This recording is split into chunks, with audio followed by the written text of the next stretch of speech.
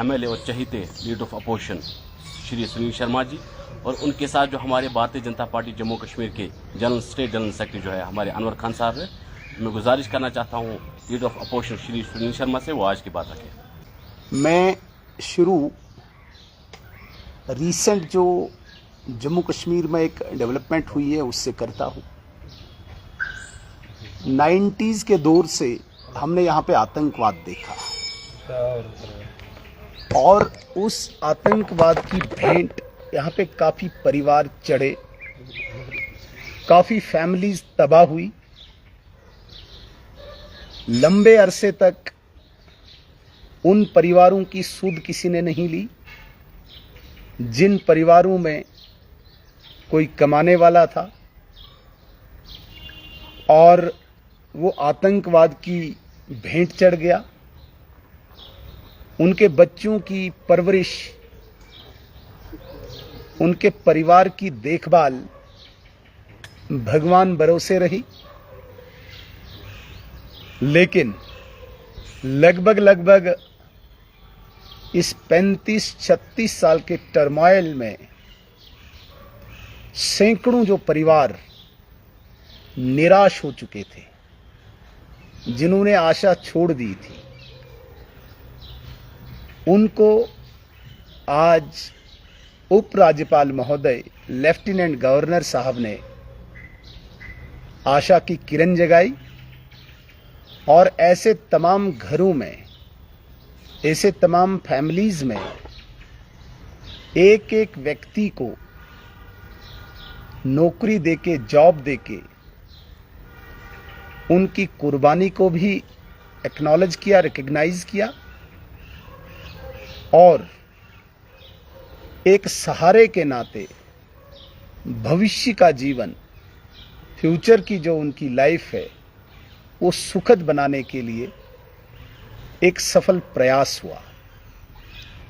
मुझे बताने में बड़ी प्रसन्नता हो रही है, बड़ी खुशी हो रही है कि पिछले लगभग 10-15 दिनों में सैकड़ों परिवारों में विक्टिम्स जो थे, टेरर विक्टिम्स जो थे, उन घरों में फास्ट ट्रैक पे प्रशासन द्वारा डॉक्यूमेंटेशन की गई। ऑनरेबल एलजी महोदय की डायरेक्शन पे, और 2 फंक्शंस जो अभी हुए, जिन फंक्शंस में उनके ऑर्डर्स को बांटा गया, मुझे लगता है कि एक खुशी की लहर ऐसे तमाम टेरर विक्टिम्स फैमिलीज में दौड़ गई।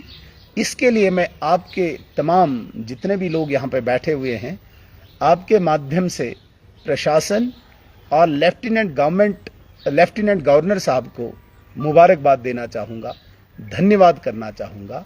और जितने भी अभी लोग लाइन में हैं, वेटिंग में हैं, पाइपलाइन में हैं, उनको जल्दी से जल्दी ये जॉब, ये एम्प्लॉयमेंट मिले, इसके लिए प्रार्थना भी करता हूँ। हालांकि लेफ्टिनेंट गवर्नर साहब ने फाइनल कर दिया है, एक टाइमलाइन फिक्स कर दी है कि शायद 1 महीने के अंदर अंदर तमाम ऐसे लोगों को जॉब मिले।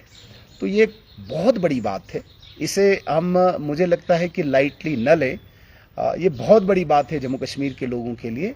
ऐसे घरों को, ऐसे फैमिलीज़ को आज चिन्हित करके, आइडेंटिफाई करके, जो 90 के दशक से लेके अभी तक विक्टिम्स थे, इंतज़ार में थे, सरकारों से वो मांग कर रहे थे, ऐसे लोगों को जॉब देके, सहारा देके लेफ्टिनेंट गवर्नर साहब ने एक बहुत बड़ा कदम उठाया है।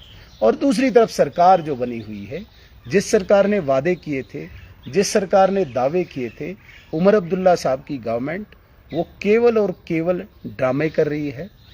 और मैं ये कहने में बिल्कुल शर्माऊंगा नहीं, उमर अब्दुल्ला साहब ओवर स्मार्ट बनने की कोशिश कर रहे हैं। ओवर स्मार्ट मैं इसलिए बोल रहा हूँ, वो कश्मीर के लोगों को विशेषकर इस तरीके से अंडरमाइन कर रहे हैं जैसे यहाँ पे मूर्ख बैठे हैं, उसके ड्रामे को कोई समझ नहीं रहा। 13 जुलाई का वो वाक़या जहाँ पे वो दीवार फांद रहे हैं। एक चीफ मिनिस्टर की गरिमा होती है, मर्यादा होती है, उन सारी मर्यादाओं को तार तार करते हुए पुलिस से झगड़ते हुए देखा। हालांकि उस मज़ार का गेट खुला था। अगर गेट खुला था तो उसे दीवार फाड़ने की आवश्यकता क्या थी? अगर गेट बंद था तो उसके वालिद साहब कहाँ से अंदर गए? उसके एडवाइज़र साहब कहाँ से अंदर गए? उनकी एक मैडम मिनिस्टर कहाँ से अंदर गई? उनके डिप्टी चीफ मिनिस्टर कहाँ से अंदर गए? तो क्या जताना चाहते हैं वो? कश्मीर के लोगों को क्या बताना चाहते हैं? क्या आप जाओ पुलिस के साथ फाइट करो क्योंकि मैं यहाँ का चीफ मिनिस्टर हूँ? उनसे लोग उनके वादे, उनके दावे याद दिलाते हैं और वो दीवार फाड़ते हैं।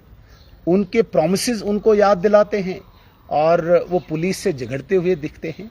कहीं न कहीं जिस उमर अब्दुल्ला साहब से ये उम्मीद थी कि वो दोनों रीजन्स को चलाएंगे, जम्मू और कश्मीर को, वहीं पे उन्होंने जम्मू रीजन के सेंटिमेंट्स को कुचला 14 जुलाई को, क्योंकि 13 जुलाई महाराजा के प्रति जो श्रद्धा है, जो विश्वास है, उसी महाराजा के विरोधियों के लिए उमर अब्दुल्ला साहब ने अपने आप को साबित कर दिया कि वो एक पर्टिकुलर रीजन के चीफ मिनिस्टर हैं। वो केवल और केवल कश्मीर के ही चीफ मिनिस्टर अपने आप को प्रोजेक्ट कर रहे हैं। जम्मू रीजन के सेंटिमेंट्स को उन्होंने तार तार किया, जम्मू रीजन के सेंटिमेंट्स को उन्होंने कुचला। डोगरा समाज के उन इमोशंस को, डोगरा समाज के उस भावना को, जिस डोगरा समाज की एक बहुत बड़ी श्रद्धा महाराजा हरि सिंह जी के प्रति है, उसको उमर अब्दुल्ला साहब ने कुचला। ये बहुत ही निंदनीय है। जितनी भी इसकी मजम्मत की जाए वो कम है। और मैं कहूँगा कि उमर अब्दुल्ला साहब एक अनसक्सेसफुल चीफ मिनिस्टर, जो 2009 से 2014 में भी अनसक्सेसफुल रहे थे, जिन्होंने तब भी उन 5-6 सालों में कुछ नहीं किया। तब भी उन्होंने अनएम्प्लॉयमेंट के नाम पे, शेख मोहम्मद अब्दुल्ला साहब के नाम पे कोई स्कीम निकाली थी। मुझे अभी एग्जैक्ट उस स्कीम का याद नहीं है नाम। उस नाम पे भी उन्होंने अनएम्प्लॉयड लोगों के साथ मजाक किया। उन दिनों भी एक बहुत बड़ी एजिटेशन हुई जिसमें यहाँ पे काफ़ी लोग मारे गए।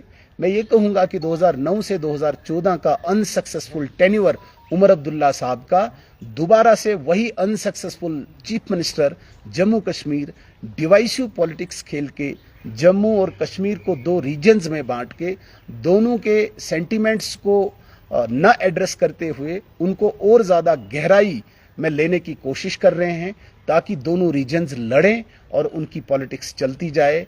एक और बात मैं यहाँ पे स्पष्ट करना चाहता हूँ, जो उमर अब्दुल्ला साहब चीफ मिनिस्टर बनते ही ये कह रहे थे कि हमें बीजेपी से कोई उम्मीद नहीं है, सो कॉल्ड जो 370 वो कहते हैं वापस आएगा।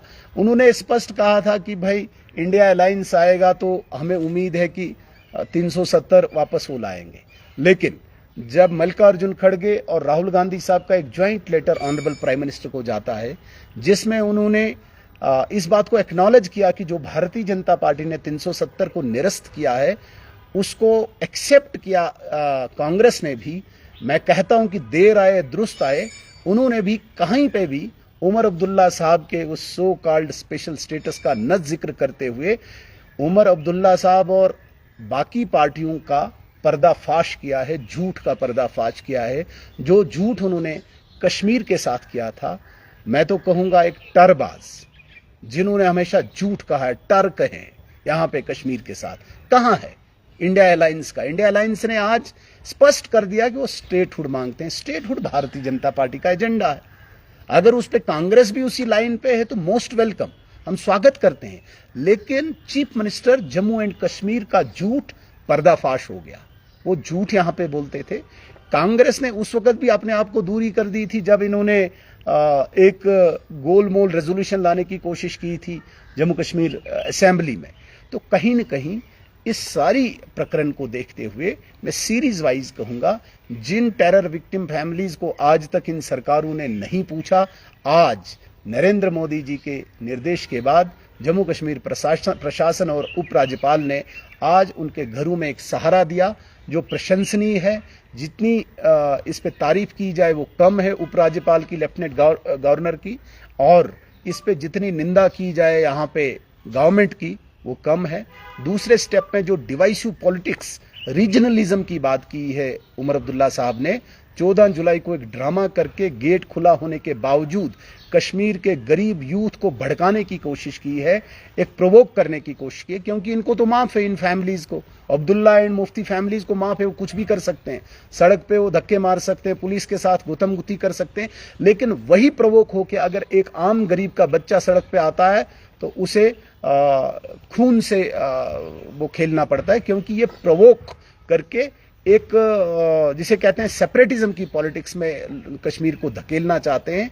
उस डिवाइसिव पॉलिटिक्स से उमर अब्दुल्ला साहब बाज आए, चीफ मिनिस्टर साहब बाज आए, और एक रीजनलिज्म, एक रीजन के सेंटिमेंट्स को, भावनाओं को जिस तरीके से कुचला है, डोगरा समाज की भावनाओं को जिस तरीके से कुचला है, और उन राजद्रोहियों को, उन दंगाइयों को, उन ट्रेटर्स को ग्लोरीफाई किया है जिन्होंने महाराजा के विरुद्ध विद्रोह किया था। ये एक बहुत बड़ी शेम है इस सरकार के ऊपर। तीसरी सबसे बड़ी झूठ जो उमर अब्दुल्ला गवर्नमेंट की है, जिन्होंने कहा था कि बीजेपी से हमें कोई उम्मीद नहीं है, कांग्रेस ने स्पष्ट कर दिया है कि वो भी भारतीय जनता पार्टी के 370 एब्रोगेशन को एक्नॉलेज करते हैं, और वो भी सिर्फ स्टेटहुड ही चाहते हैं, जो स्टेटहुड प्राइम मिनिस्टर साहब और होम मिनिस्टर साहब ने कमिटमेंट की।